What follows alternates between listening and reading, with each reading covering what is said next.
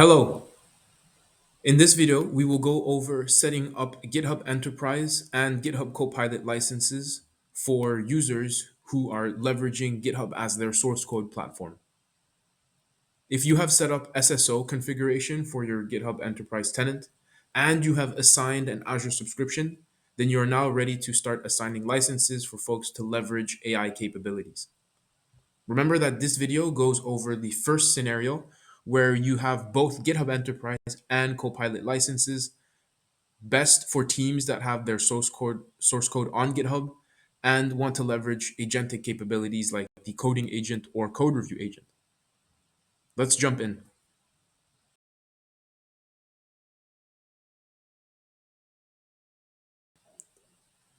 I have my GitHub Enterprise tenant here as the administrator. I have already configured SSO and an Azure subscription has been added.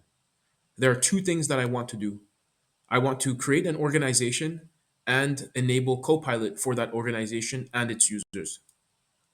Let's take a look. First, I'll create the organization by navigating to organizations in the top left. I will select new organization and enter an organization name.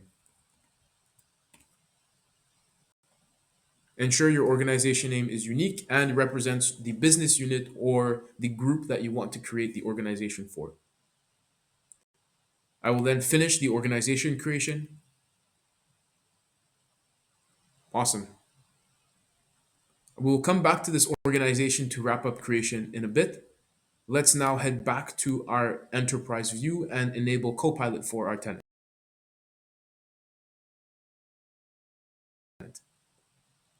We'll select the enterprise name in the top right,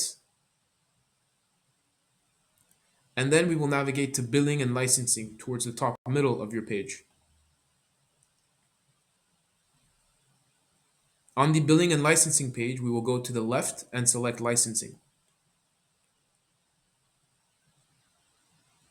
On the licensing page, you can see that I have licensing configured for different products, including Enterprise Cloud, which kicks in once I add users to an organization.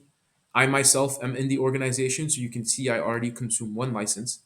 We also have Advanced Security and, of course, Copilot. I will navigate to Enable Copilot and enable it for my tenant. Copilot is now enabled for my tenant. However, I still need to grant access and assign and grant organizations the ability to assign licenses. You can see that organizations can have access to Copilot, but only specific organizations. So I must specify them. You can also see that I can select users and teams at the enterprise level to assign Copilot to. We will take a look at this in the Copilot only video. However, in my case, I want to assign Copilot licenses through an organization because remember, my users are leveraging source code as well. In the organizations view, I will select grant access and I will search for the organization that I have created.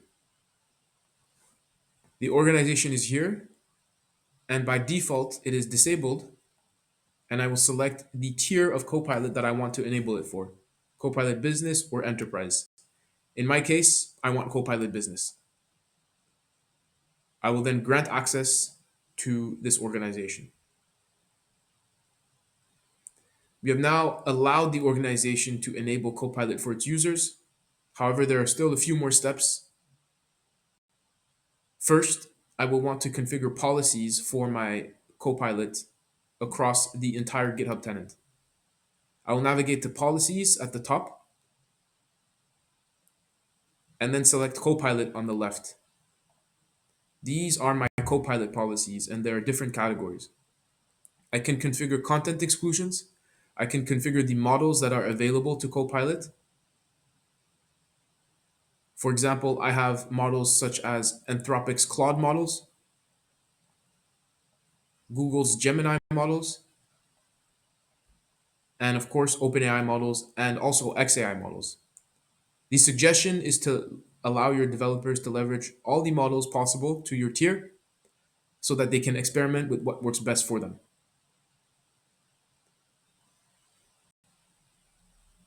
Going back to the policies view, if I scroll down, I can also configure the features for Copilot, including where Copilot is available, for example, in github.com, in the CLI, in the IDE, and as well as other configuration mechanisms for features. Again, review these features and enable those that are relevant to your teams and organization. Now that my Copilot is configured for my GitHub tenant, let's now start assigning licenses in the organization.